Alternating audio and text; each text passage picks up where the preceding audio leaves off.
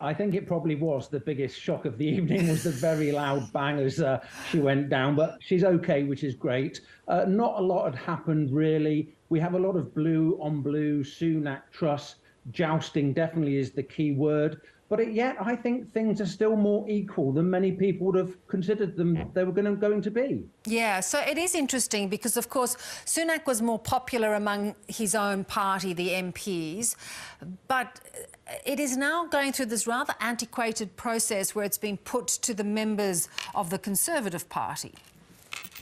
Well, funnily enough, it's not antiquated. It's quite a new process. It's a democratisation of the party where it's amazing. 0.2% of the overall British electorate, those members of the Conservative Party, will get to decide who is effectively the next Prime Minister. The key thing is, and this explains Liz Truss's more favourable position, is that Conservative Party members are overwhelmingly white, older, and more to the right of the political spectrum. So Liz Truss, to some extent, like Boris Johnson before, knew that if she got to that final stage of going to the party membership, she was going to be in a strong position. So, I mean, does the party still think this is, even if you say it's rather new, it seems like a strange way to decide who the next British Prime Minister is going to be?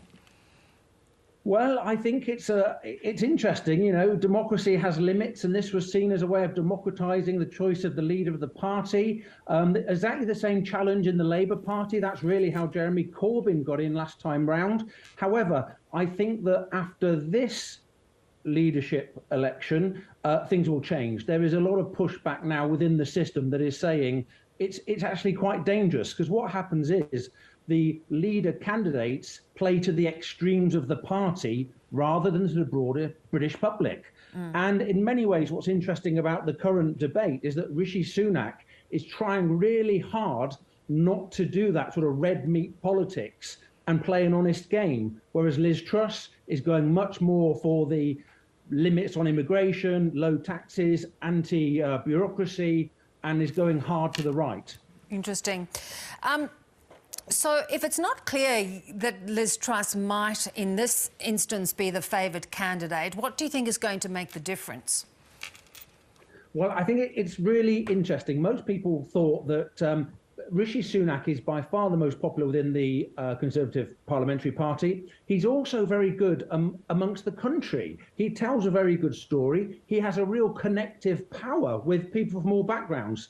Liz Truss is slightly more wooden, finds it harder to relax around people, and she's also adopted, which is really interesting, almost the sort of mantle of Margaret Thatcher. If you look at how she's dressing, talking, standing, power posing, it's remarkable. But she knows that does play to the Conservative Party membership. So I've got to be honest, the surveys at the moment do suggest that Liz Truss is well ahead.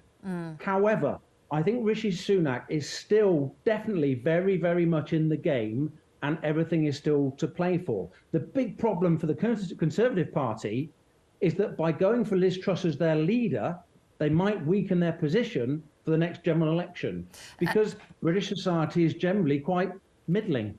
And if it goes too far to the right, it could get left behind. Yeah, that is interesting, because so often in this entire fiasco that played out with Boris Johnson as the Prime Minister, people sort of felt the Labour Party weren't capitalising. Do you think as they're going for each other, it's going to be hard even to unite the party in a meaningful way against the Labour Party at the next election? Well, let me let you into a little secret. I think probably the Labour Party are probably hoping that Liz Truss wins.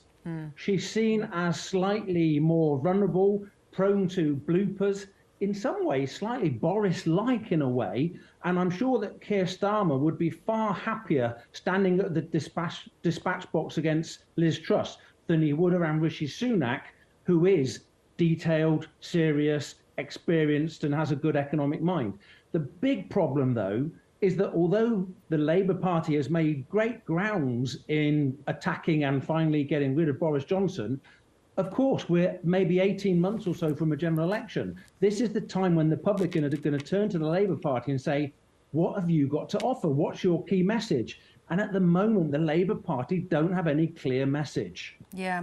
And it is interesting, Matthew, you know, it seems to me that Brexit is still a complete muddle.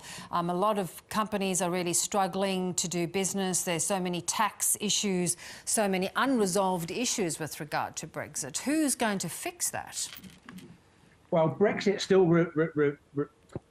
remains a big issue in the UK. People say Brexit is done and dusted. It's not. Relationships with the EU still need to be clarified. The UK's position in the world still needs to be clarified. It's interesting in the debate so far, Brexit hasn't loomed too large, of course, apart from the fact that Liz Truss was a well-known Remainer. And so she's had to work pretty hard to convince the party membership that she is really now strong on Brexit and she will get rid of all those terrible European regulations that were so damaging. The interesting thing, of course, though, is what we have is two senior Conservative politicians who have both been at the core of British government for the last nearly 10 years. Liz Truss was a minister under David Cameron. They are standing head to head in front of the British public, destroying the reputation of the previous Conservative governments that they were part of. That is a bizarre situation. Just when you thought post-Boris British politics couldn't get any more strange, it just keeps giving. Oh, Matthew, it's a whole new world of understanding politics these days. Great to have you on as always. Thanks so much. Good to see you again. Cheers.